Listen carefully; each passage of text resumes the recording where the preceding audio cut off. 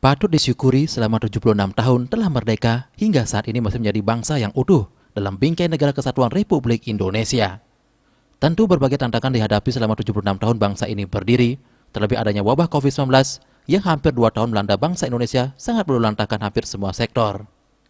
Kondisi ini harus menjadi pemikiran bersama khususnya pemerintah dalam mengendalikan COVID-19 dan dampak ekonomi yang dirasakan masyarakat.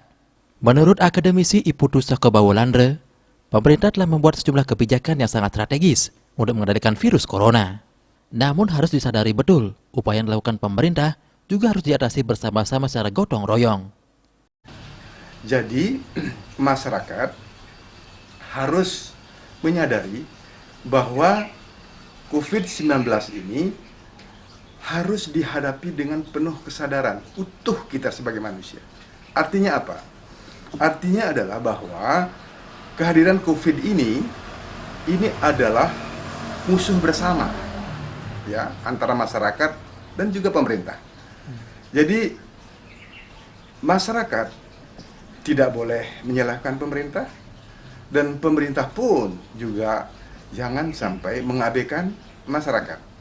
Disinilah barangkali kita harus memiliki kesadaran untuk saling bahu-membahu, gotong royong ya untuk bisa mengatasi pandemi COVID-19 ini. Pihaknya mengimbau agar rakyat bersatu padu untuk ikut mengatasi wabah COVID-19 dengan melakukan vaksin, harus patuh dan taat terhadap protokol kesehatan, dan selalu berdoa kepada Tuhan Yang Maha Esa agar wabah virus corona segera berakhir. Andika, Bali TV.